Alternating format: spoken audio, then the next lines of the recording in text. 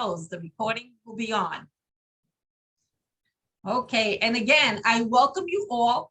This meeting is being recorded, and I'd like to kick it off by welcoming all the way from Australia, District 90, our presenter, past District Governor Shirley Charles, Distinguished Toastmaster.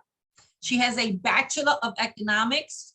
She joined Toastmasters 14 years ago. Shirley is a business leader, a politician, and she is an engaging trainer and educator of over 20 years experience. Shirley will guide you through a stimulating evaluation process, which will give you insights into the giving and receiving of feedback. So without further ado, everyone, please give your warmest welcome to Shirley Childs. Take it away, Shirley. Please unmute.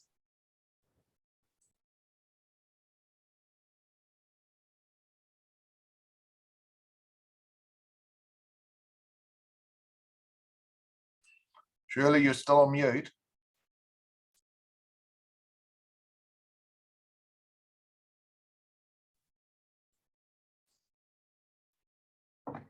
Okay.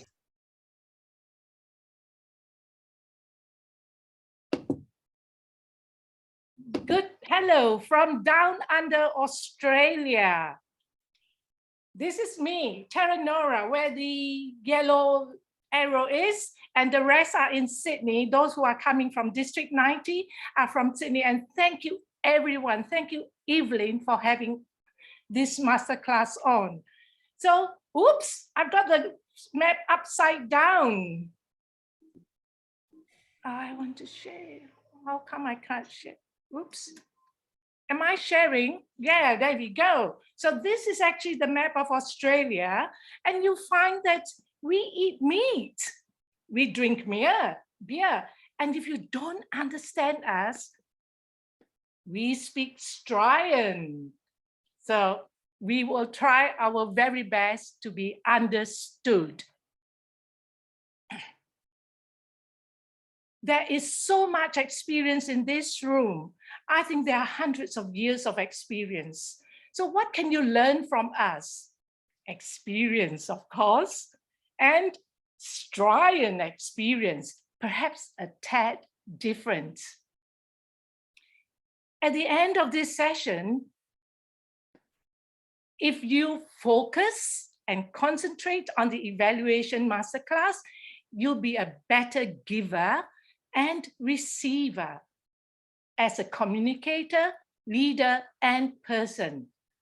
And also bear in mind, I will stop sharing. Stop sharing.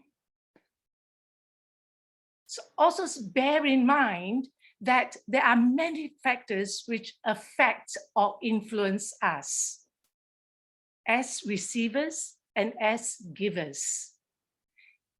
Could be your experience, culture, education, and ego.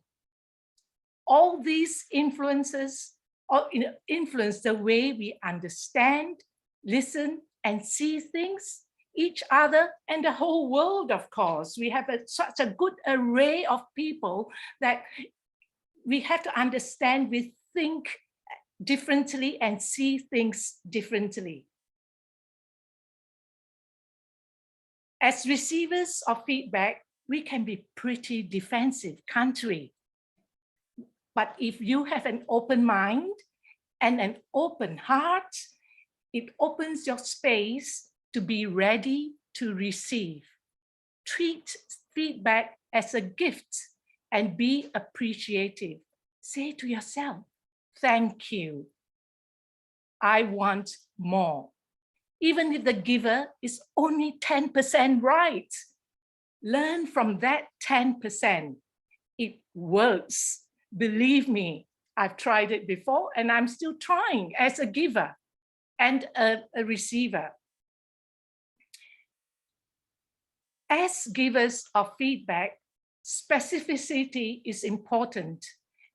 as you are addressing the receiver's strengths and weaknesses directly, rather than saying, you had a good story. Give more detailed feedback, such as, you truly hooked me with your story as it helped me grasp the concepts better. You also need to be honest and kind, not brutal. Rather than saying, you look like a monkey than a clown in those jeans, use this instead. Wearing the attire to represent a clown will be more suitable than jeans and definitely allow your clowning to be more believable. In this masterclass, we'll cover the different components of effective feedback. You will receive a handout after this session.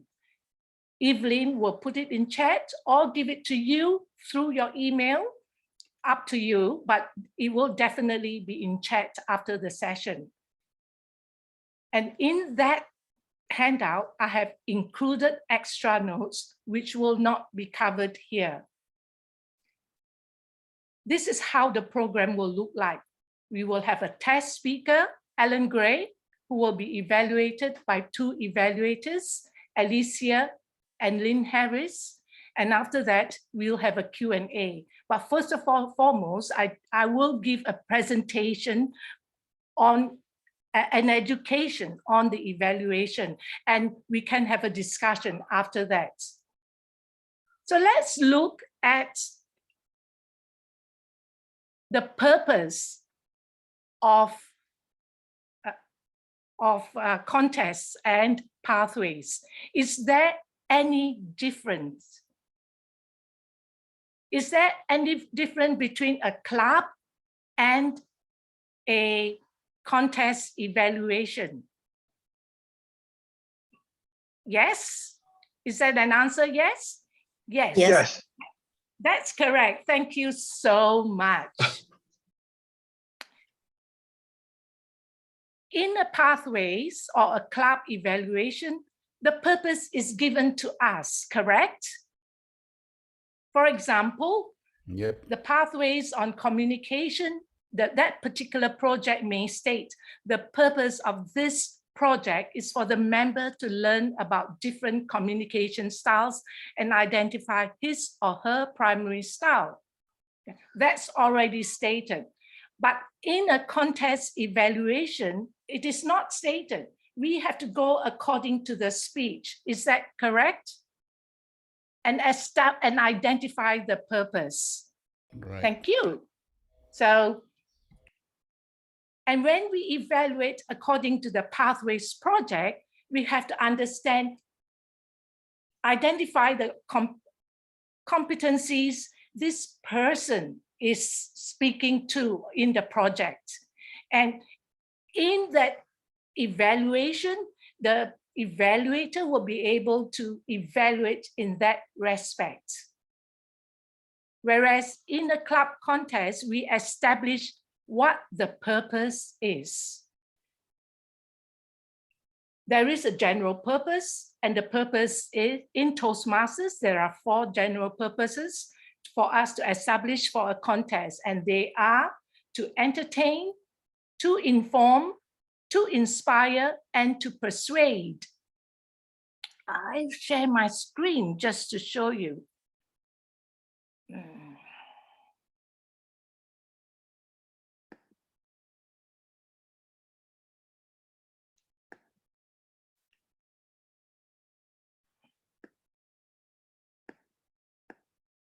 So these are the 4 quadrants of the purposes of a contest format.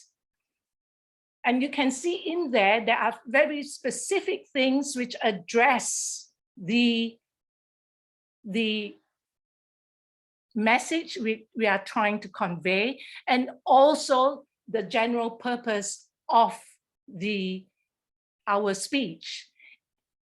And also, the specific purposes in there Don't worry about not being able to read because they are all in the handout. The specific purpose of this is to allow us to feel, take action on what the speaker wants us to do. So now I'll stop share.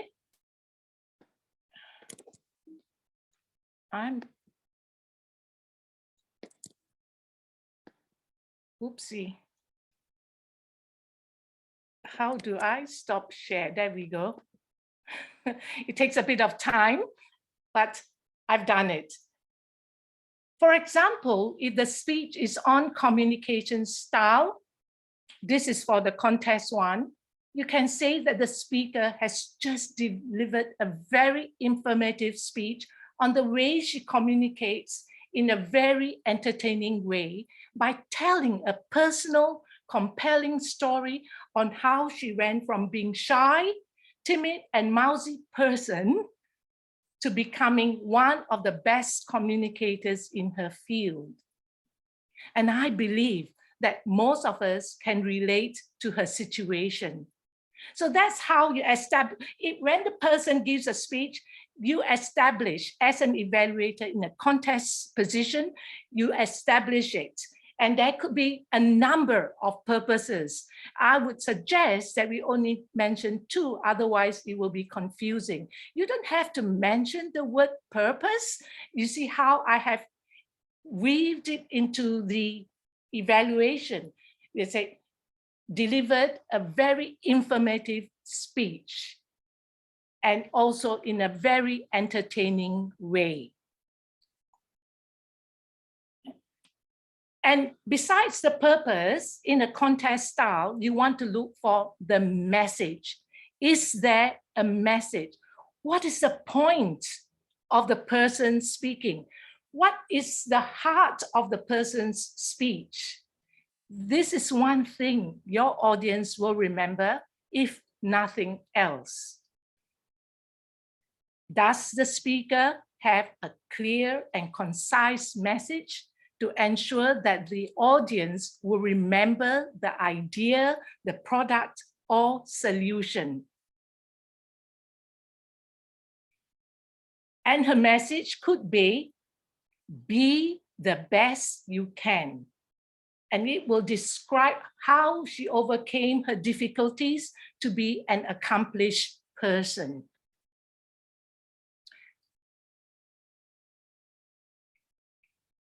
Got it so far? Is that clear so far? When you first evaluate, you want to look at those things, whether there's a purpose and whether there is a message.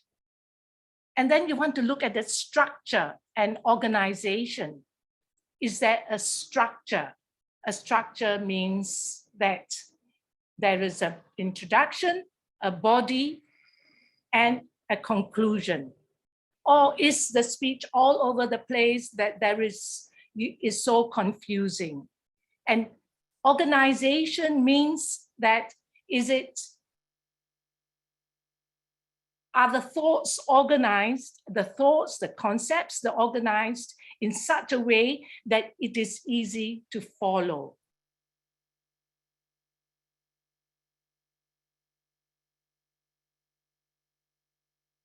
And there are other things, obviously, that you want to look at, what we call the gloves technique. Who has heard of the gloves technique? Thank you. There are a few of you in here. I will share the screen to show you the glove technique.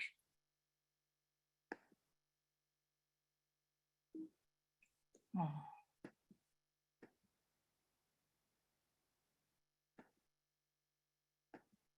So bring out your boxing gloves. It's just an acronym for your gestures, your language, your organization, your voice, your enthusiasm, and the special will be for anything which really gives you a wow factor. For example, if there is a lectern, and the lectern is knocked down and your notes fly all over the place, is how you handle the situation. So if you are able to do it seamlessly without any bother, then that's special, and you want to mention it because it has not detracted the speaker from the speech at all. So this is what gloves mean, and they're all in the note, so don't worry about them. And these are also things that you evaluate in our pathways criteria.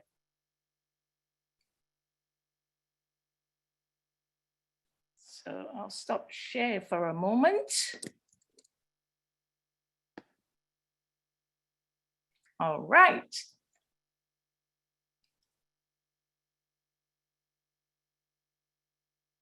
So, you know, a good evaluation will have all these things. And you need to take notes of everything that you've seen, whether it's good or bad, but you don't have to say everything. You know why? Because the importance is you must always evaluate at the forefront of your mind of the speaker's progress, and there's steps with the view to help them improve. So if things like gesture is not important, it doesn't detract or doesn't distract anyone, then don't mention it. Mention what is important for the person to improve. Of course, you have to observe the speaker and let them know whether whatever they do are the major parts in which that they can improve, and also the major parts that they have done well.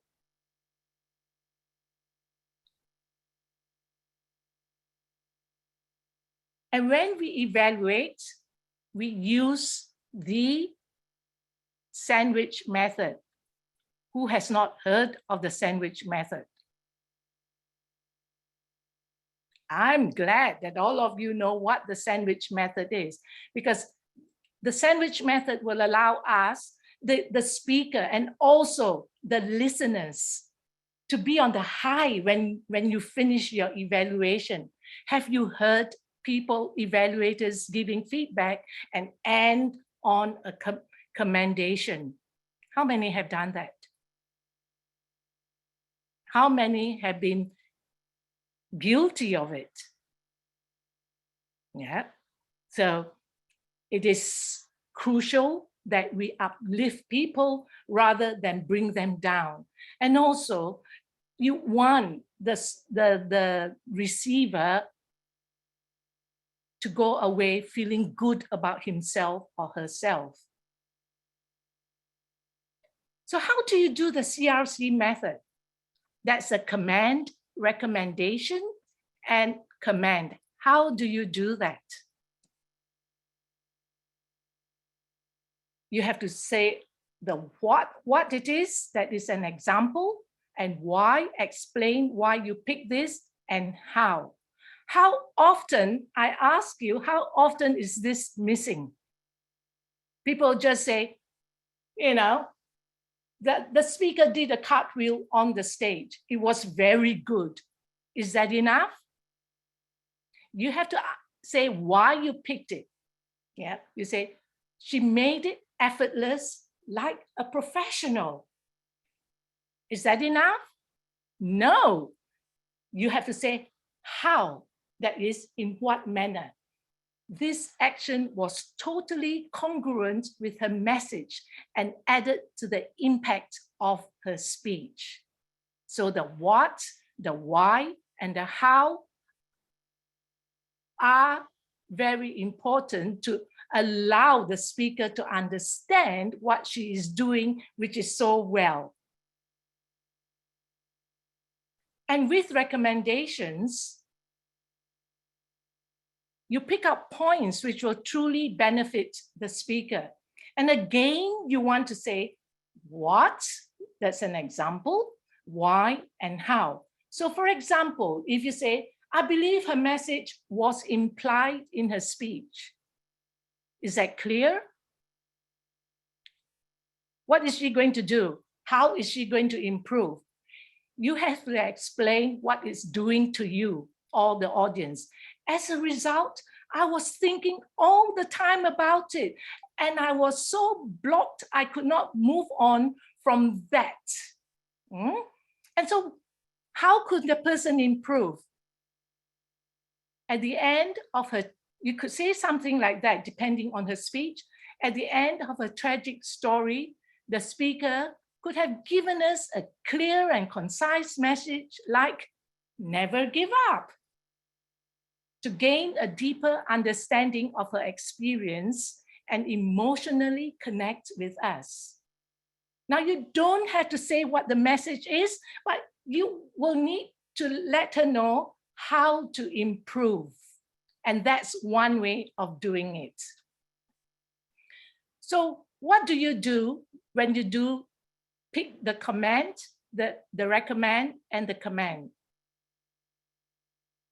The recommendation by most people and that I've come across, and the good evaluators like Lynn and Alicia, I'm only doing the easy job, they're doing the hard job. My job is just to impart information to you. You pick 3 recommendations and 2 commendations. So if there is a commendation which is so good, you want to leave it to the end. So you talk about the first 2 commendations, and then 2 recommendations and 1 commendation which is special and give you the wow effect. If there is nothing which will give you the wow effect, you might try and make it special as well, but don't overdo it because nobody will believe you. And so the sandwich method is very good because if you end on the commendation, which a lot of people don't, who is a culprit? Because they run out of time and they speak so much on the recommendation because they feel they must do a lot on the recommendation. You don't have to. All you have to be is say a few sentences about it and be specific, and you will do the job. And at the end of this, after doing the CRC method,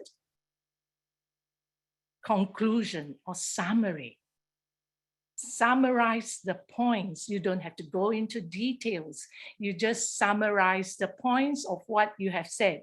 The purpose, I believe the purpose is, and there is a great message, and you can name the message, and these are the points that the person can improve on, and these are the points that the person has done very well. So name the points, what they are. You don't have to go into details of what they are. And no points for second guessing. That's for saying that the speaker is so good that I can't pick anything to recommend. There is nothing at all I can see. Duck's eggs. Do you want to get duck's eggs? If you don't want to get duck's eggs, you will need to say something in the summary about, and also in the beginning. Also bear in mind that an evaluation is like a speech. It has an introduction, a body, and a conclusion. Yeah. Without that conclusion or summary, in a evaluation contest, you lose 15 marks immediately. Who has lost 15 marks? I definitely have, because I only had a 1-line conclusion. That's not enough. Remember, you need to summarize the whole thing that you have mentioned. And remember, it's not in detail, just in point form. So far, we have discussed the roles of the giver and receiver of feedback, club versus contest evaluation, the 4 Toastmasters purposes, the importance of clear and concise message, and the necessary components of a good evaluation. And I will open up now for discussion, whether there's anyone who has any question. I have got a question which has been asked of me. Can we use contest evaluation for club projects?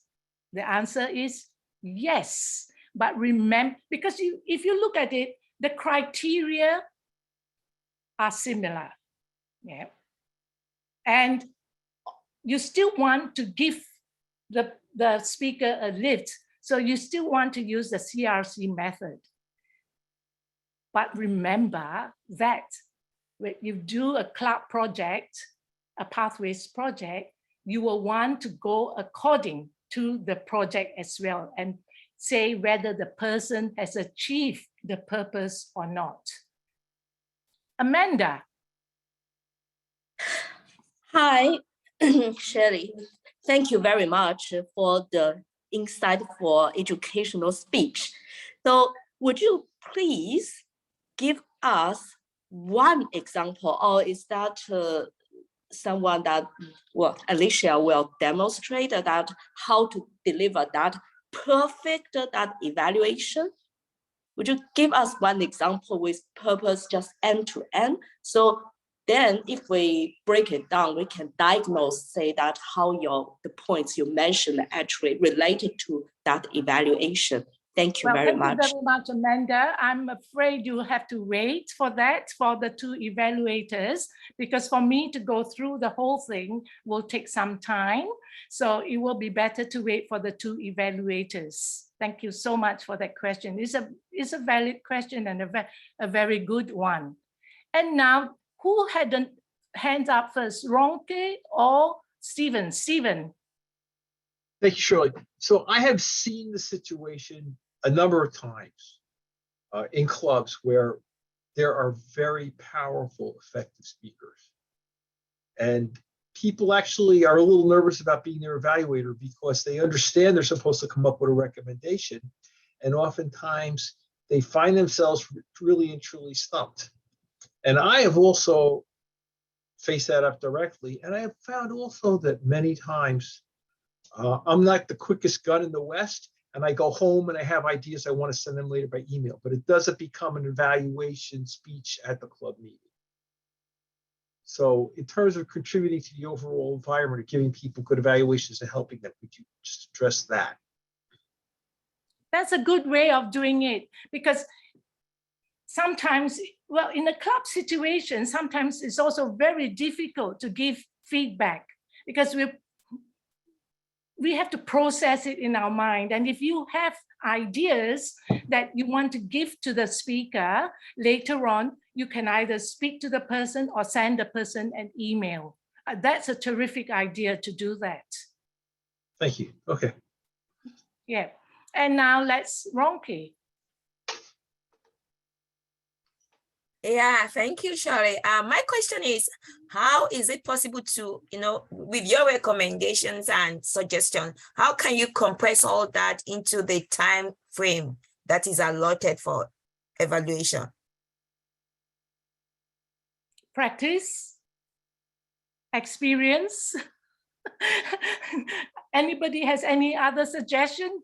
Because we can be so caught up sometimes, especially with recommendations. We can be so caught up, we can speak a long time about it. So we have to be thrifty with words. Yeah, and the more you practice, the better you will become. I'm not saying after this session, you will be really great evaluators. I'm still learning. All these years, I've been 14 years in Toastmasters, and that's why I'm saying I'm doing the educational rather than the evaluation. But I've been in contests too before, so it's practice. Go into contests, do as much practice as possible, and then you find that sometimes we are repeating ourselves. And we may be saying it in another way, but we are repeating it several times to say the one thing. So be careful about the words you use, and also be thrifty about them. Is there any other question? I'll take one more. Greg. What I was going to say is what I do is I list all my positives and negatives. And then in the intervening period before the evaluation, before I actually give the evaluation, is I circle them and I number them. And if I circle it, it means I'm intending to deliver that. If I number it, that's the sequence that I'll deliver it in. And that's how I go from a list that's that big down to a list that's that big that I can actually deliver in the allocated time. And then I often run over time. Don't tell anybody. Yeah. Thank you, Greg. we know that. So to answer that question, Ronke's question again as well, that if you use the CRC method, command, recommend, and command, you're more likely to be on track. Just pick 2 recommendations, 1 commendation, and end up with a recommendation as well. Because there could be a long list, like Greg said, yeah, and pick the ones which are appropriate to the speaker. Yeah, if it doesn't make any difference, forget that one. If it's only a small thing, forget it. So pick the ones which are glaring, that the person needs to change and improve himself or herself. I'll take one last one, Prashant. Thank you very much, Shirley, for all the information. This was really helpful. I just have a question, right? Or maybe more than a question, want to see in your experience, how do you do that, right? So as an evaluator, right, many times when we go and hear the speech for 5 to 6 minutes, right? There are a few things that goes on during the speech, right? We have to look at the body language, the use of the eye contact, right? At the same time, we need to understand what the speaker is talking about, the content, and then does it rhyme with, or does it revolves around the speech title, right? There's a lot of aspects to it, right? So can you share some tips that you've been using that as an evaluator, like what tools do you use that within those 5 to 7 minutes, right? Like, do you take notes and put down something, or do you have a template which some of the people have talked about in the past that I've heard is you on the left side, you put all the advantages, on the right side, put things to improve or things like that, right? So maybe just want to hear like what your experience has been as an evaluator, what to do within those 5 to 7 minutes, and how do you make sure you and capture all the back feedback. Thanks, Thank you. Prashant. That's very, very good question. They're all in the notes. What I've, the suggestions, the recommendations of what to do are in the notes. But sometimes I agree with you, with so much going on, it is very difficult to evaluate. And when people speak about technical stuff, I really am stuck, right? Greg is the biggest culprit of talking about technical stuff, if I may pick on Greg, because he's a technical nerd. So what I do is I put a frame in my mind and say, okay, now what do I look for? I don't understand his technical explanations. So I look for simplicity in that case, whether it's clear. He says in plain, simple English that I can understand what he is saying. And because it's so technical, perhaps he could put a story in there or make a few humorous sentences so that, you know, it is not so dry. That's what I look for as well. And also, if it's technical like that, I will think about, oh, how does it affect me? Is it relevant? And to make it relevant, Greg will have to tell me definitely, very simply, how I can achieve something from A to B. Yeah. And if he doesn't explain that to my simple mind, then it gets lost. Yeah. But do it in a kind way. So you do get caught when people give you a lot of information, a lot of data, and you just don't know how to evaluate them. So sit down and think for a moment and start to compartmentalize. Is it simple? Can I understand? Can he do it any other way so that I can grasp the concepts? Yeah. Is it a better way of telling the story or like giving a story? You know how good Steve Jobs, I like to bring him up because it is true that I know a lot of people here don't like Apple or Steve Jobs, but he was a master speaker when it comes to figures. He told stories and you could grasp it immediately because he told stories. Yeah, and this is what we need to learn. Maybe telling stories is not so easy, but again is through practice. Yeah, and the more you practice, the better you become.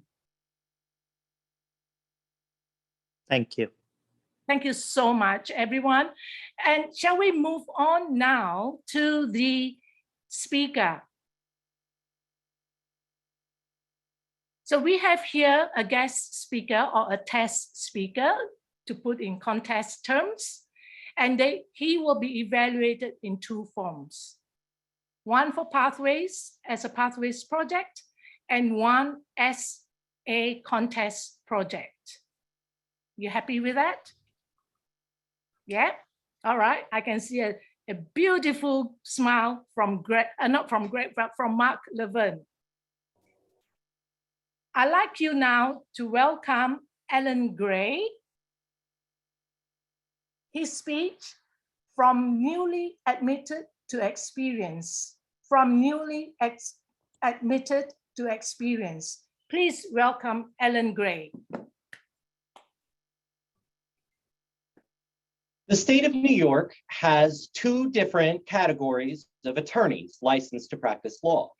Newly admitted attorneys are those who have been admitted less than 2 years, while experienced attorneys are those who have been admitted more than 2 years. The only difference between those two categories is that newly admitted attorneys have to take more continuing legal education courses. Otherwise, there's no difference between those two categories of attorneys. And let me tell you, when I hit my 2-year mark as a lawyer, I did not feel experience in the slightest. But now, having practiced law for just over 7 years, I can attribute my knowledge, experience, and confidence in my ability to practice law back to the partner with whom I worked most closely when I was in private practice. Her name was Beth Penzick. And today, for this Pathways project on Introduction to Toastmasters Mentorship, I'd like to share with you first what it was that Beth did in mentoring me that allowed me to grow as an attorney. Second, how those can apply to Toastmasters. And finally, how those strategies can most effectively be deployed. But first, working with Beth was a particularly rewarding experience because she let me run wild with the kind of work that I would do. I don't mean that I wore tacky clothes to court or called up and prank called defense attorneys on the phone. Rather, she would let me express myself in a way that was natural and comfortable for me, both in writing and in oral advocacy. The favorite example of mine in this category is the one instance where I played a defense attorney representing our firm in a case that had been brought against us. The pleadings were so pathetic. The response to my motion to dismiss was so dismal that by the time it was for me to have the last word, I truly had run out of patience. I reviewed my adversary's argument and launched what I thought could be the most devastating insult in legalese. I called their arguments susically nonsensical. I was still proud of that insult, and I Google it every once in a while, have yet to find anyone else to come up with that insult. But when I gave it to Beth to review, it was like when you were a little kid and you knew your parents were going to find out about something bad that you had done, so you were just kind of buried under the covers waiting for the bomb to go off. That was about exactly what it was like, waiting to hear Beth down the hall yell out of her office, "Are you kidding me?" We had a good laugh about my line, but she left it in. I hope that the judge who ultimately granted my motion felt the same way. What Beth ultimately did was focus on high-level, big picture argument structure. In other words, the specific arguments that I made were evaluated in terms of whether they were argumentatively and logically sound, or whether there was a deficiency that required further elaboration. She only edited my style when it was either counterproductive or self-defeating of the proposition that we were trying to advance. These skills and techniques are especially and critically important to Toastmasters, where we're each trying to grow not only as public speakers, but as speech writers. After all, we each need appropriately strong content in order to deliver an effective speech. This is especially important here because the most effective public speeches are those which are genuine to our authentic selves.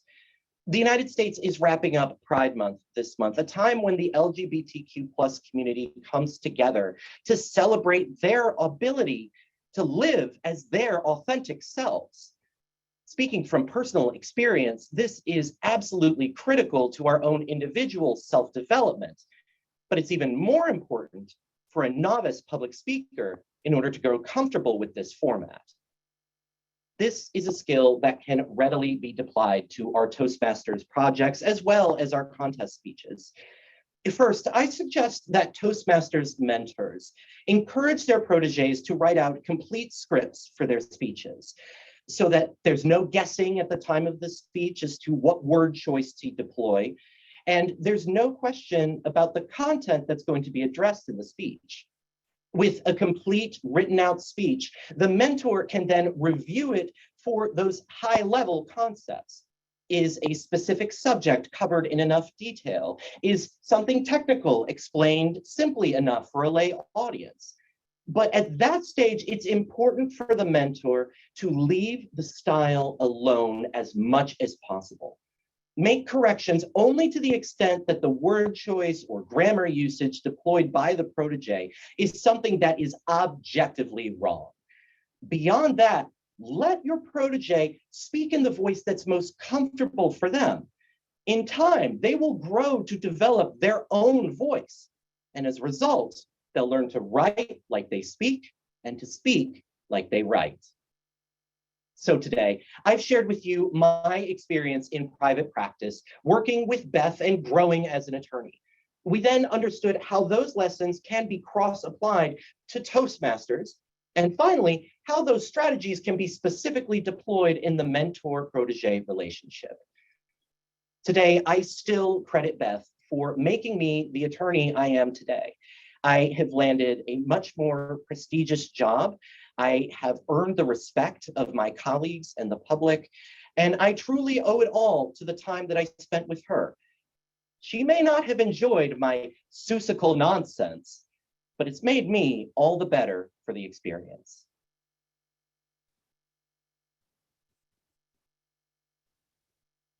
Thank you very much, Alan. Don't go away. Evelyn will now put the two evaluators into a breakout room, and I will interview you. Once they're gone,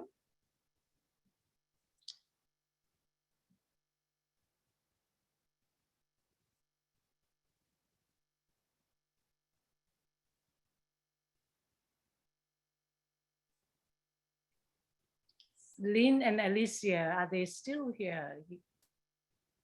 They're gone, I guess. So thank you so much, Ellen. I agree with you. Let the mentee or mentoree be their authentic self. And whatever we do, we need to be ourselves. And it took me a long time to understand that. You have a very good mentor. So my question to you is, how long have you been a Toastmaster? An actual Toastmaster, very little. I joined the Goodwill Toastmasters Club in March of this year. So I've been working with them. We meet twice a month, the second and fourth Saturdays of every month in the morning on Zoom. And I'm looking forward to being the club's vice president education next month. But my Toastmasters experience is very limited. My public speaking background comes not just from my experience as an attorney, but also my background with speech and debate, which is something I participated in since high school. So it's a very complicated public speaking career that I have, depending on the metric you want to use to measure it. Thank you, Ellen. I mean, you have words of wisdom there. You were recommending how to write speeches, and in my evaluation educational, that's also part of recommending people on how, besides how to do evaluation, about how to write speeches as well. So that's why I was thinking, I was asking you that question, because you have very good words of wisdom. And how do I know that you are also a member of Rotary? So yes, I gather you are a Rotarian first, then a Toastmaster. So how do you marry those two together? They marry together very well. And actually, my lapel today is the LGBTQ fellowship within Rotary. The idea is that Rotary provides us with an opportunity to be humanitarians, to make the world a better place than we found it. And Toastmasters allows us to develop the skills in order to achieve that end. So Rotary and Toastmasters have a high-level alliance between the two. And that's particularly why I'm so proud to be a member of the Goodwill Toastmasters Club, because it is a club of Toastmasters who are all Rotarians. And at the moment, we're from the New York metro area, but we certainly don't have a geographic limitation on our membership. But it's, again, this ability to take the goals that we have of being the change we want to see in the world, and in Toastmasters, developing the public speaking, the communication, and the leadership skills to realize those goals and make them a reality. Thank you, Ellen. I see you are already a very accomplished speaker. Why did you join Toastmasters? Well, following up on that last question, I was introduced to it through Rotary. I was organizing a speech contest through our Rotary Club. I had done one myself in high school, and when I joined Rotary, I said, I can do one of these for you if you want. And so with the Yonkers Rotary Club, we were putting that together, and I happened to meet someone in the Goodwill Toastmasters Club who said, why don't you come to one of our meetings? And I had always heard about Toastmasters on the periphery, but had never really explored it in earnest. It was kind of just something I knew was out there. But when I went to that first meeting, it was like a fish coming back into the ocean. I felt like this was a group of people that I love spending this hour and a half or 2 hours with. I love the kind of work that we're doing. I love how supportive that we all are. And there's room for everybody to grow. Even despite my background with speech and debate, it has been incredibly helpful for me to break my skills back down to basics, starting with an icebreaker, and really challenge myself to develop those skills. Thank you so much, Ellen, for giving us that insight. I'm just wondering, I'll open up to people who want to ask to open up to the audience if you have any question for Ellen. Just speak up, you unmute yourself if you do and speak up, or forever keep quiet. I have I a stunned question. everyone into silence. I have a question. Yes, go ahead. Okay, Alan, that was a very good speech. I was just, lost along the line because I wasn't sure exactly what you were talking about, because you brought in so many useful information and ideas that it was just mind-blowing. But along the line, I got lost because I wasn't sure what exactly you were talking about, whether you were talking about you're talking about the type of attorney in the New York State government, and then you brought in the idea of the mentoring and protege, and then here you are with your experience, your personal experience with your mentor, something like. So I wasn't sure, like, okay, what is the topic? Yeah. But it was All right, can I answer that question?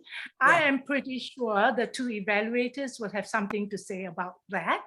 Okay. I'm sure they would have picked up. If they haven't, then we will do it at the end of this session before the session ends. Okay. Is- Thank All you. right. Thank you so much. That's a valid question. Thank you so much, Ellen, for your time. And now I will introduce the first evaluator, who will be Alicia Lees.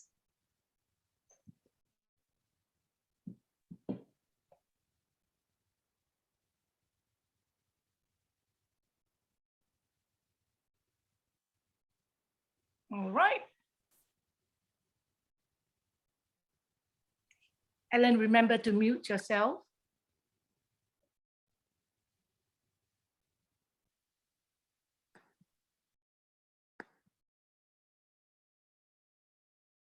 Alicia, you are back? Yes, thank you so much. Please welcome our first evaluator, Alicia Lees. Alicia Lees.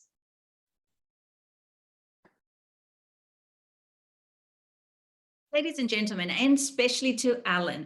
Alan tonight set out to inform us about the journey of attorneys in the state of New York. And he did it by sharing his story as he went from that newly minted, just registered and the requirements all the way through to the professional that he is today in his chosen area of expertise.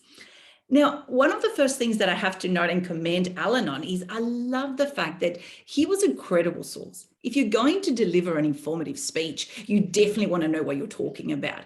And we got a lot of example and certainly not just in the mechanics of the delivery, but also in the way that he shared his journey about those rookie mistakes early on and transitioning and learning through. What was really apparent was the clarity. This is exactly what had happened. And as he unpacked some of that, we really got to understand, and we certainly learned a lot today. In terms of areas for improvement, I have a couple. The first one, and I know this one there was nothing wrong with his title, but I think that there is an opportunity to take this to that next level. The title was From Newly Admitted to Experienced. Okay. But it doesn't really maximize on that opportunity to say something like the lessons from Beth or, Toastmasters can learn from the law, or the law has something to teach you about Toastmasters, by actually giving it something that someone's going to walk away from this workshop and in a week or 2 weeks from now, it's like, oh yeah, I remember that guy. He did an awesome speech about, so using those little opportunities early on to bring out those gems of your speech really help to cement your message. The second one is in relation to bringing the audience in a little bit earlier. And so straight off the bat, we knew this was about attorneys and we knew that he was an authority on it. But it took us quite a while. It's very common for a member of the audience to think, oh, well, that's his journey. I'm not an attorney. This is not about me. And they tend to sit back and just very passively. And by the time we realize, hold on, this is a lesson for all of us. You can't go back and pitch it differently. And so by bringing it in earlier, that guys, I have a message for you. Some of the things I learned in my profession can be of value to you. It just sort of perks us up that we all have to take this in. And there's lots of opportunities to do that throughout the speech. But no doubt, the gem of this speech, what I absolutely loved, was the fact that through the personal story and the character, the person that was Beth, and the journey that he went through, we unpacked and we learned a lot. We connect with the speaker, but we remember the message because we know what she chose to focus on and what she taught Alan is something that we can all learn. That power that when you do have a really good story, those messages that come from them are universal and connect with everybody. So in summary, this was an informative speech that had an authority on the subject, that shared a personal story. And just by focusing on really adding value to that title, to send that message home and bringing everybody in, I certainly encourage Alan to really appreciate the value that he brings through his personal stories and the power of those universal messages that come from the shared experiences. Congratulations. Thank you very much, Alicia. We'll leave the discussion till the end of Lynn's evaluation. Lynn?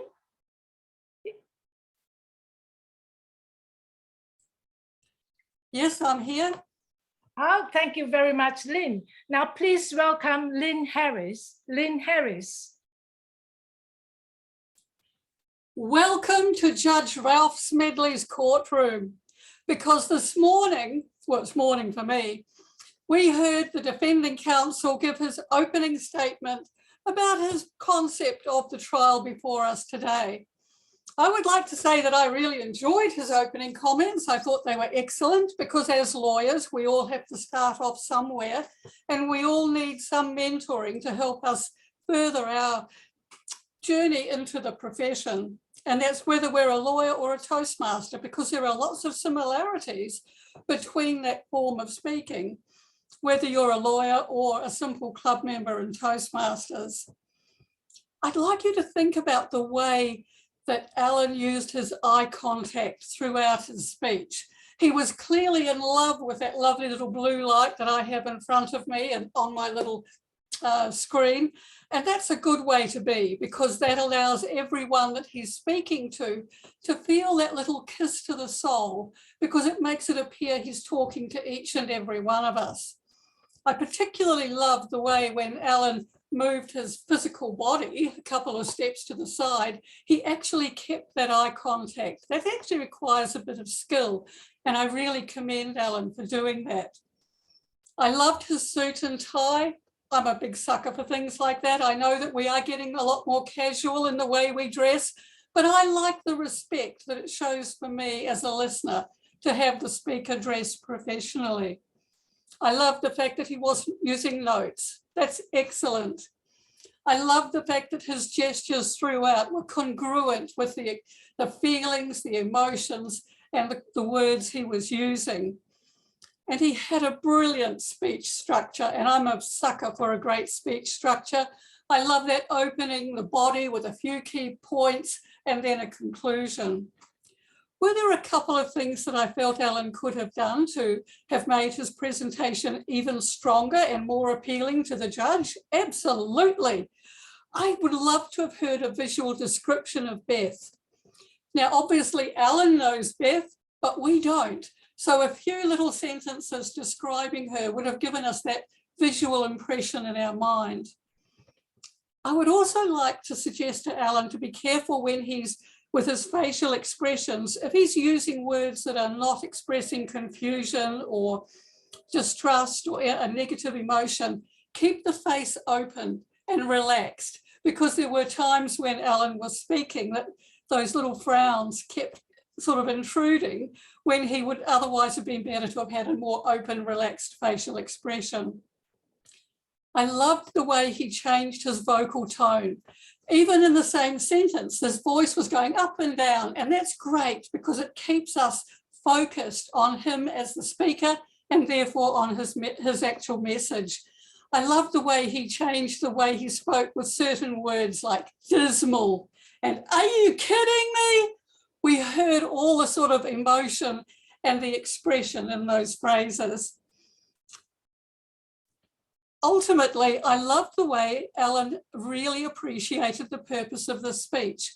It's quite common in my experience for people to get the purpose mixed up and actually think it's when they are mentoring someone themselves rather than being in the position of being a protege. So I really appreciated the fact that Alan had taken the time to fully read the instructions on the project and then to express that in his presentation. Finally, I love the way Alan appreciated the change in mentoring that's needed as the mentoring journey progresses. I thought that was wonderful, and it's not something that's often brought out. So congratulations, Alan. I thought you did a wonderful job. And I think as judges, we're probably going to let the defendant off in this particular case. Thank you very much, Lynn. I believe that Alan will appreciate both types of evaluation and everybody in the audience. I have a question for all of you. it is obvious that who was doing which evaluation. So can I just have a hand or somebody to tell us what do you think that the method which Alicia was using, which method? Was it a pathways method or was it a contest method? She used the contest method. Contest method. Why do you say that?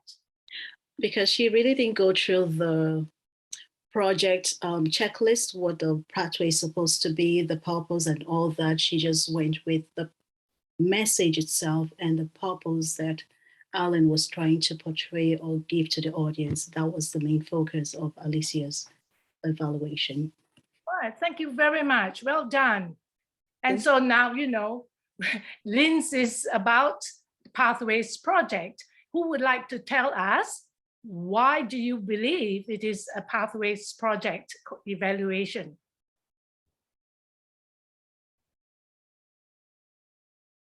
Anyone? Just speak up. She refers to the Pathways project requirements in her evaluation. All right, what else?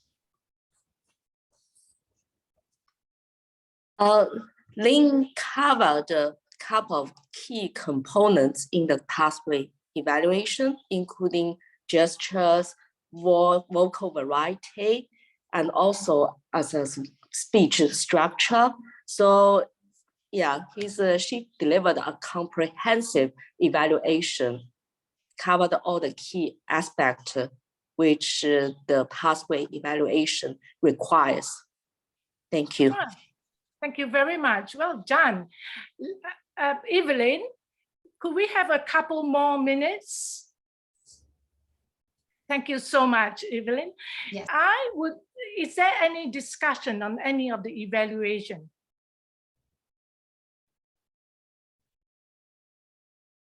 Oh, the question should be, is there any objection to the extension of time?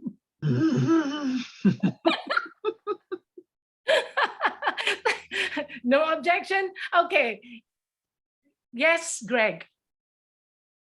What I've seen happen in contests a lot is because there are points delivered for analytical, people see analytical as being recommendations. So in contests, you tend to get 3 or 4 recommendations, while in a club, you tend to get 1 or 2 recommendations. That's a primary differential that I think that I see, that in a club, you are being more supportive of telling people what they did well, while in a contest, you often see the recommendations being pushed out further because that's where people see that they can get points. Do you feel that that's a valid observation? Sometimes, yes. I see that in a club situation, it may be because also immediately after the speeches, they are asked to evaluate. Some clubs don't do that. Some clubs give people time to evaluate, so there's not enough time to think. And so that could be an issue, or that could, because we have to think about what we're doing. Like somebody mentioned earlier that, you know, there's so many aspects to look at. How do we do it? So we have to quickly think about what we're going to do in a club situation. For most clubs, that happens. Yeah. Can I make a comment? One of the things I've seen happen is that at a club level, the speech is often praised and all of the good features of the speech are talked about.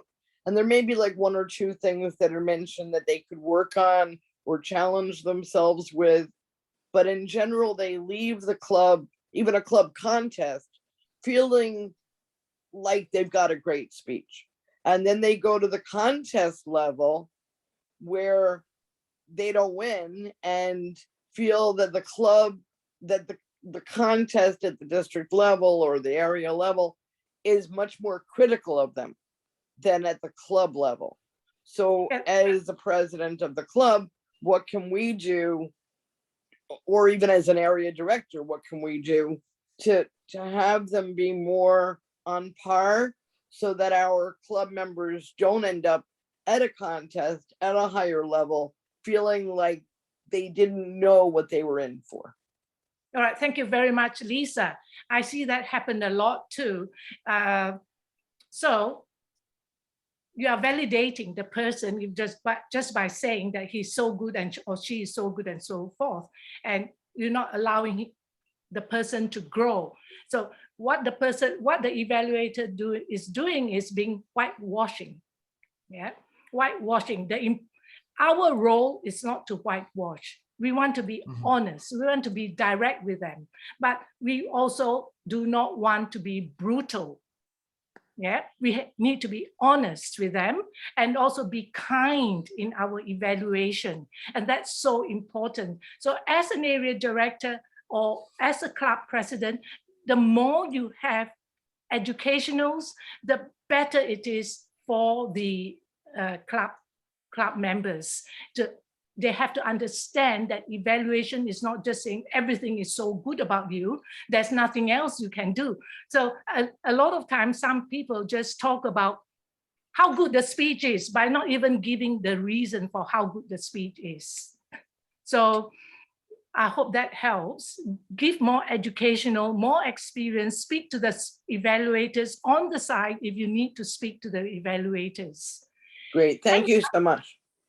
Yes, thank you so much, Lisa, for that question. Florida is next with a hand up. Yes, thank you very much. I'm a bit confused about these contest evaluations because all of the contests that I have ever been to, all of the evaluations, if you call them that, have been written. It's a form and you check off and you pass it along to the person and they pick the winner, but there is no oral evaluation of the contestants. They have no idea about any of this unless somebody takes them aside personally and tells them, but there has never been any oral evaluations at a contest. Oh, is this Florida? Is this at a contest level? Yes, at a contest level, like the humorous speech contest or the international contest or evaluation contest. There's never any oral evaluation. It's always a form that you fill out. Okay, I understand. What I was trying to clarify what you're saying. When you're in a contest for humorous speech, international speech, table topics, nobody will stand up to give you an evaluation because that's not the purpose of that contest. The purpose of those contests are to pick the winners of the speech contest, right? But if you are an evaluator, if you're an evaluation contest, this is what we are referring to in this context, then you will be the speaker. There is a test speaker like Ellen today, and then there will be a number of evaluators in the contest, and the evaluators will be giving feedback to the test speaker. Is that what you're trying to ask? Yes, that makes difference. So it makes sense there. So only if you're having an evaluation contest that those contestants in the evaluation contest are the ones being evaluated. That makes sense because otherwise it never happens. That's correct. Otherwise, if you are in a speech, international or humorous, what you want to do is don't waste that speech. Have it evaluated still. Give it to someone to evaluate for you, a written evaluation. That's what's been happening, I guess. Yes. Yes, thank you so much. Very good question, that one. Now, Alicia. Thank you, Shirley. My question is for Alan. I would like to hear from him and what he thought of the two evaluations, and did he get any helpful suggestions from it? That's terrific. Thank you. Yes, thank you. Sorry, I was messaging Evelyn that I was sweating bullets, so I turned my camera off. So I apologize. Let me get that back on. I very much appreciated both of the evaluations. There we go. Thank you. I really appreciated both of the evaluations. It is, someone said earlier in the program, you know, how do you evaluate someone who has experience public speaking? How do you find the critical things? And I appreciate hearing some of those critical things today, because I know the things I feel that I need to work on, but obviously I can't see myself. So it was very helpful to hear your feedback on, speech titles are not something I have a lot of experience with, and thinking about the impact that those may have. Thinking about the speech, not just from my organizational perspective or my writing perspective, but also from the audience perspective. And especially with my facial expressions. So it was both evaluations were very helpful. I guess the only question I would have in terms of your evaluations were either of you holding back? I did hear a lot of praise, and I appreciate that. Obviously, it makes me feel good about my speech.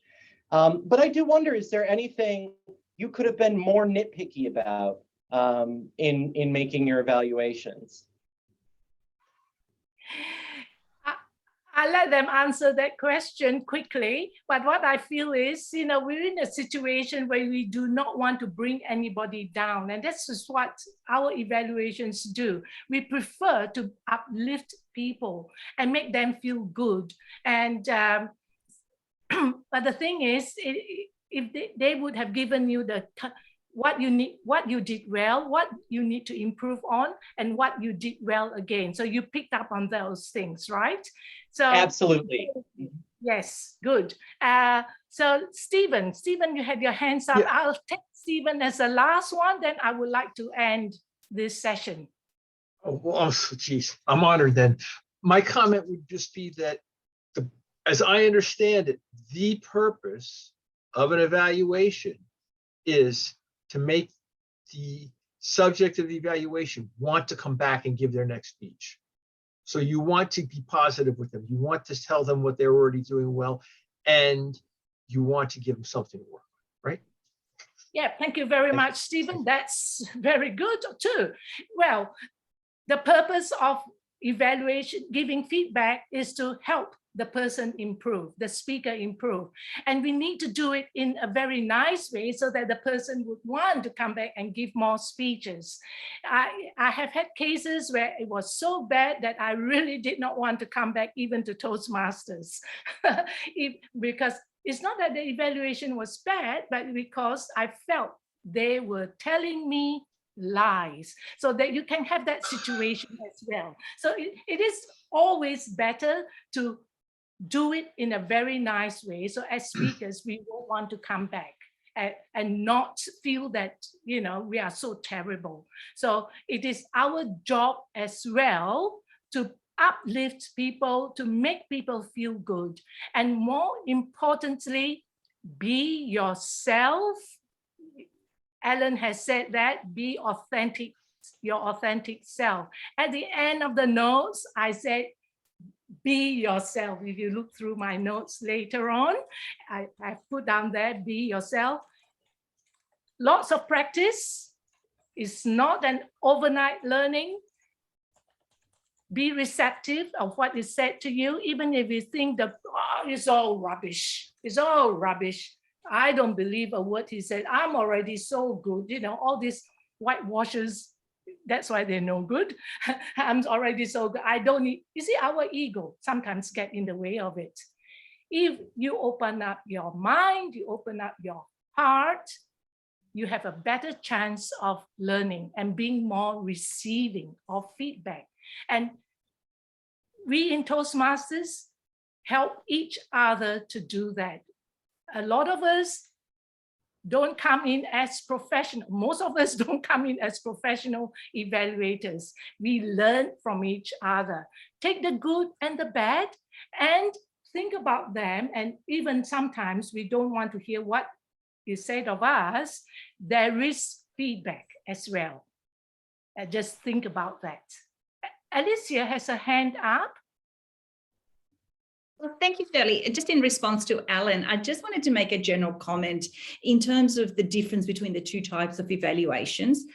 With a club evaluation, a pathways evaluation, there's at least 3 conversations that happen. There is the conversation you have with the speaker before they go on stage, where you do ask them, what are you working on? Is there anything you want me to look out for? Is there any specific that is challenging you or that I can actually offer some assistance with. You then do the verbal evaluation. What is presented to the club is not for the speaker. It includes the speaker, but it's for the benefit of all the people in the room. So using that speech as a showcase so that everybody can learn from the commendations and why those things are working, but also when offering those suggestions, how everybody could apply them. And then there is a conversation that you have afterwards. And Alan, that's what we can have afterwards, where you go through bit by bit different aspects of the speech. In a contest speech is a little bit different again, because what you're doing in a contest when you are the evaluator, so you're looking at a test speech and you have to come out against other evaluators and showcase how to analyze that speech. What you're looking for there is an overall. So that your better evaluators don't get fixated on any one bit, but it's just sitting back. Once the whole speech is finished, how do you evaluate the whole? And so to what extent was the message clear? What was it effective? And so again, because that's a slightly different objective and you're just trying to offer big picture, then there obviously will be little things that they're not going to go through every possible, but systemically trying to find what are those core pillars that if you actually work on will give the most impact in both commendations and recommendations. So I guess what I'm saying is in both of them, you do need to speak to that person one-on-one afterwards. And I am more than happy to do that with you, Alan. Thanks, Shirley. Thank you so much. That's really helpful. And I appreciate the clarification. Thank you very much, Alicia, for that clarification. As I was doing my close, I remember, oh my gosh, I didn't do it. I didn't allow either you or Lynn to speak, but thank you so much. I'm very aware of time. So Evelyn, is it okay that I close the meeting or you close the meeting and people stay back, allow people to stay back for a little while? Absolutely. So okay. Let me at this point, let's everyone give our speaker, just a minute, our presenter, Shirley Childs, a great round of applause. You can unmute and give her a great round of applause for her wonderful presentation. Let's also give a round of applause to our test speaker, Alan Gray. Did a fabulous job of test speaking. And for our two evaluators, who was Lynn Harris and Alicia Lees. And I appreciate that all of you attended this great and evaluation masterclass. There was a lot to learn. There is still a lot more to learn, but at least this gives us a heads up on it. And also, thank you. This was the final education event in my PQD series that started in November and ran every month until today. So this being June and my term as PQD ending on June 30th, this was my final PQD event. And I appreciate that all of you have come and have enjoyed these events. And I hope that it has all been relevant and you've all learned something from it. And I look forward to doing more events with you as district director next year. So stay tuned for more stuff to come. I invite anyone who needs to leave, go ahead and leave. And those of you who want to remain and continue to speak with Alicia and Shirley and with Lynn, please do so. I don't know who can stay. Alan, if you can also stay, and whoever needs to leave, you can leave. Thank you again. I will email the handout as well as I put it in the chat earlier, but you will all get it in your email. Thank you all. And Shirley, please continue with taking questions and answering them. Thank you very much, Evelyn. And I'd like to thank you for the opportunity you have given us, we Australians, to show off our skills and experience, whatever we have. And hopefully we are understood. I'm pretty sure we are understood. I'm just being funny there. So please stay on. And now I think Greg has had his hand up for some time. Yeah, look, what I was going to ask Shirley is Alan should be able to now be in a situation, if he was in a normal club meeting, that he would be asking, going over to Alicia and Lynn and saying, oh, look, would you please elaborate on that? Now, I'm going to put him on the spot at the moment, but he has absolutely 100% the right to say, no, I'd rather not. I think he should actually ask Lynn and Alicia, would you please give me the quiet personal evaluation? But we've got 37 other people in the room, so it's not a quiet and personal evaluation. So he has every right to say, thank you, Greg, but no thank you. I think that would be a really valuable experience to hear that sort of after speech conversation, if that's all right. And Alan, please feel free to say, shut up, Greg. Yeah, shut up, On Greg. the contrary, please. I would actually, I was thinking something similar, that would be very valuable. Again, not just for me. What, to say shut up, Greg? No. Shut up, Greg. You know why? Because Alicia has already mentioned it. Yeah, that you could speak privately. And Ellen, do you mind if I send them your email address? Absolutely. I would very much appreciate that. Okay, I'll go ahead and send that to them. Yes, Amanda.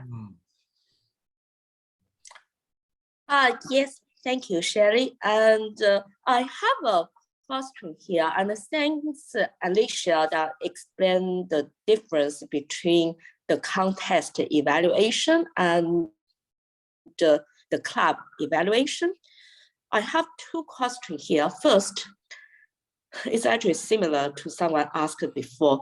If we want to prepare a contestant to compete at the area or district level for the evaluation contest, how can we do that? Because it seems like they are so different, how you deliver an evaluation at the club level versus how you should deliver an evaluation during a contest. So what's the best strategy to do that? Alicia. Certainly. Shirley, you've harped on this, and this is very true. It is all about practice. When it comes to the evaluation contest, it doesn't matter at whichever level. The key to it is to be efficient with your words. You only have 3 minutes and then a buffer of 30 seconds. So it's a 2 to 3 minute assignment in which there's a number of requirements. So my first suggestion would be very familiar with the judging form. Understand the criteria, why you're going to be scored on. The first thing that you want to do, instead of inexperience or at the club level, you're more likely to see openings that are, oh, this afternoon, it was my pleasure. No value, 0 scores on that. And so what you want to come out is almost instantly saying, what was the speaker trying to do? What was the general, what was the specific purpose? So I think I was very bland tonight, and it was something like Alan tonight set out to inform us by discussing his journey from a rookie to an experienced attorney. I think he might have mentioned something about New York as well. And so the very first sentence has to straight out get the objectives identified. What was the general purpose? What did he talk about, and how did he achieve that objective? Then within 20 seconds, you've covered all of that, and you go straight into the commendation. How did he achieve that objective? So talk about something that actually worked. And in the contest, it is particularly important to start understanding the value of analysis. Don't go through a shopping list, but start to identify, why does something work? Why is repetition important? Why is it that structure helps in an informative speech and is not as relevant if you're doing an entertaining speech? So really link that objective to the key commendation. Sometimes what you want to do once you've done your analysis is go straight into the recommendations. The judging form talks about the plural, so there needs to be at least 2, if you can, 3 recommendations, because the criteria actually says recommendations. And so again, something that is working but could be done even better, or something that can be changed, or it's a distraction, and how can it be improved? There really needs to be specifics and the how brought out as well. And then always end on that positive, but what really stood out, but what I love, or my favorite, something that really brings it all up. And I think we did that today because Alan did talk about him feeling really good. So I'm thinking that there was a bit of empathy. Empathy is a big part of that form. It's not about how clever you are as an evaluator or how critical you can be. It is about how effective you are at building up your speaker, that you're giving feedback in a way that almost feels like love. It should feel like love. And then there needs to, so I use my times. If I am not in that highest commendation when the yellow light hits, then I must go to it immediately. As soon as the red light comes, if I haven't started my summary, my very next word has to be in summary, this, and then restate don't retell what you've said, but just simply restate, this was the purpose, these were the 2 commendations I talked about, and this was the recommendation, and that's it. So it goes super, super fast, and the more you use the lights, the better you get. And this comes from somebody that was disqualified at the district final for being 2 seconds over time. Thank you, Alicia. Thank you for being so honest. Well, I will tell you now, they are all in the notes. I have seen very experienced evaluators, meaning really very experienced evaluators, who end up on a low commendation, never end up on a recommendation, always end up on a good point, what the person has done well. Because they are so loaded with the recommendations, they don't have time for giving the good points, that they run out of time, so they just cut it short, and there's no summary, and so all's gone for them. Now, Lynn. Absolutely. I just wanted to end quickly, Shirley, just by saying that I love visiting New York, and we have Amelia here and Mark Laverne, and their club offers lots of opportunities, and it is thanks to them. I want to give them a big shout out, because I have been really practicing my evaluation skills by attending Amelia's Corner. So thank you guys, and thank you for being here. Yeah. Good plan for Smedley First. Is that right? Not Smedley First, America's First. Thank you very much, both. Thank you very much. I have a second question. I openly say I have a second question here. This is a challenging question. I hope that I'm not putting it too blunt. Thank you for explaining what's the difference. Now, would you please elaborate what the benefits are if someone works on the evaluation contest? Because that skills we learned sounds like will help us to be succinct, right? Deliver the message succinctly. But besides that, what are the benefits? Can you please explain that? Can you please clarify what do you mean by benefits, and to who? The contestant, the evaluation contestant, what can they learn from investing in this process to perfecting their skills to excel, to win the evaluation contest? Well, there are definitely benefits. That's why they enter the contest, the contestants of the evaluation, not the speaker, you mean. So what happens is practice, yeah? It's practice, and feedback is not just for the speaker, it's also for the audience, it's also for the giver of the feedback too. The more you practice, the better you become. And also, in the beginning, I spoke about it makes you a better leader if you know how to give feedback effectively, and it also makes you a better communicator as a leader, and obviously a better person, and for the betterment of humankind as a whole. So it is good to learn how to give feedback for the contestants and for ourselves, and we learn by listening to others as well. Lynn may have something to offer on this. Thank you very much, Shirley. First of all, I'm not a great fan of the contest evaluation style. I think it tends to produce an evaluation contest style. It doesn't necessarily produce a really good evaluation. I've certainly seen test speakers feel kind of depressed by the feedback they've received, because it tends to be so blunt, so concise, so stripped down.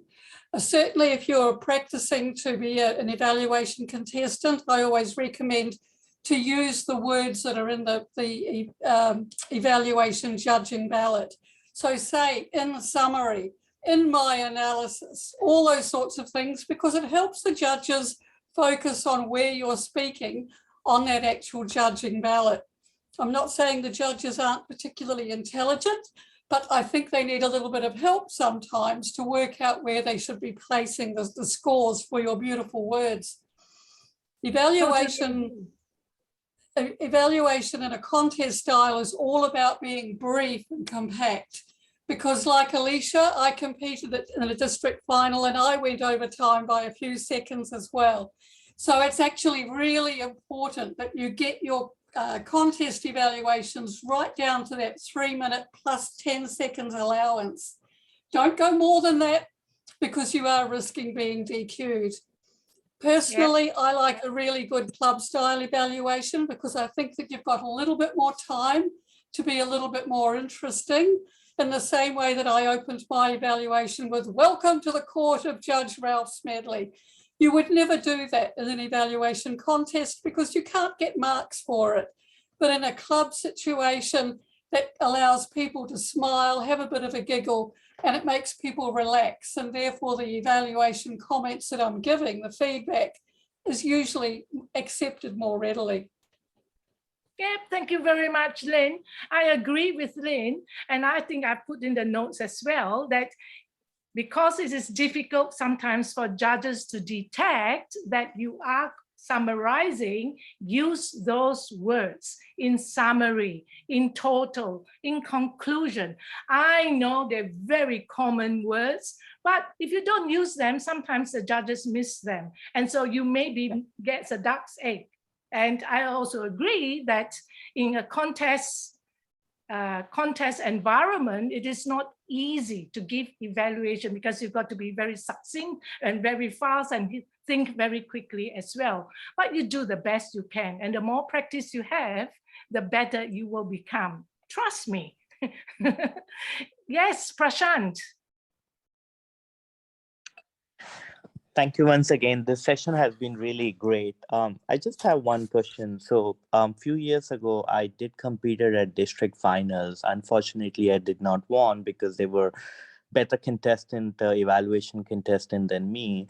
But mentor at that time that was mentoring me did explicitly told me like not to talk anything about the speech or the subject which the test speaker have spoken, right? I mean, I was told to talk about the body language, the gesture, the eye contact, how the speech has been organized, right? But not on the content, whether did the audience understood the content or not. And I saw that in today's evaluation, right? One of the evaluator did talked about like sharing the slide or having an image or something to understand the content better. So my question is that as an evaluator, especially when you are being an evaluator at a contest, right?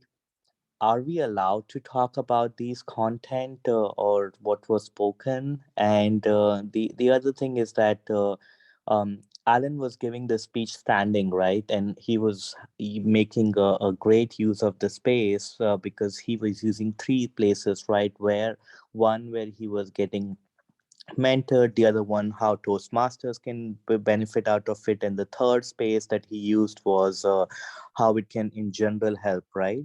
So when you are standing, when you are using the space, right, it just becomes very difficult to show pictorially or show any pictures or share any screens, right? So in general, right, my question is that are there any boundaries that the evaluators should stay away from evaluation, or is it okay to speak? And more in terms of competition, is there any negative markings for these? All right, thank you very much, Prashant. This is the last question I'll take. I will answer this question. If, like Ellen, did very well in his movements, and it showed the timeline, I would comment on it. I would give him a great commendation for what he's doing, and I would explain why it added to his speech, because it allowed us to understand where he was coming from to where he is now, right? And also how he did it. So you just explain how he did it, from moving from left to right, or left to right. From the screen we see left to right or right to left. So there is a particular way of moving to show from past to future, okay? Or you can even move, if he's out of the frame of the screen, he could actually move from back to front. That's also will show the timeline. So only mention content in the context of giving an example of what the person did well and could improve on. Yeah, as an example, that's all. You don't say how good the whole speech is and just talk about the content. Has it ever happened to you? People just talk about content and don't tell you why and why it's affected them, whether it's connected with you or not, with them or not. And they also tell you how bad you are and don't give you a point for improvement. Yeah. So never speak about content unless it is an example to demonstrate how good they are and what they can improve on. On that note, thank you very much, everyone. I hope this answers your question, Aurora. Prashant Arora. Yes, thank you very much. Thank you. So thank you very much, everyone. It's been a long day for the Americans. Our day is just starting. I'm just starting to wake up. Thank you everyone for being here. I really appreciate that. We had 46